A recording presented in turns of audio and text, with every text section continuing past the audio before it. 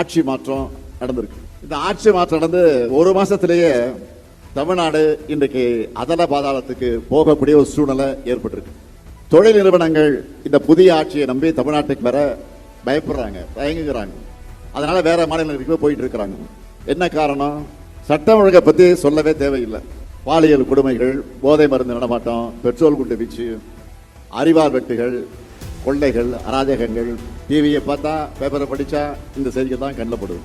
அதுலேயும் குறிப்பா நிறைய குற்றங்கள்ல ஆளுங்கட்சிக்காரங்களே சம்மந்தப்பட்டிருக்கிறாங்க. இதுதான் வேதனை.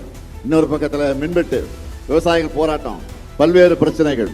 ஆனா எதை பத்தி கவலைப்படாம ஒரு டேக் டைவர்ஷன், திசை திருப்புற வேலையில இந்த ஆட்சி நடந்துட்டு இருக்காங்க. தவிர இவங்களோட இந்த டெக்னிக் மக்களுக்கு இப்ப புரிய ஆரம்பிச்சிருச்சு. இப்பதான் பேச ஆரம்பிச்சிருக்கிறாங்க. தப்பு பண்ணிட்டோம், ஓட்டு போட்டவங்களும் கஷ்டப்படுறாங்க, ஓட்டு போடாதவங்களும் கஷ்டப்படுறாங்க. இப்போ அவங்களே இப்ப தன்னெழுச்சியா பல இடங்கள்ல போராட ஆரம்பிச்சிருக்கிறாங்க.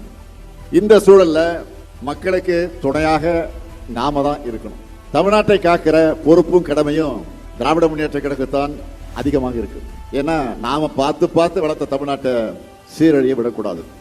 தேர்தல் எப்ப வேணாலும் வரலாம், எப்போ எது நடந்தாலும் நாம ரெடியா இருக்கணும். எந்த நேரத்தில் தேர்தல் வரலாம், எந்த சூழ்நிலை வரலாம், 100% நம்ம ரெடியா இருக்கணும்.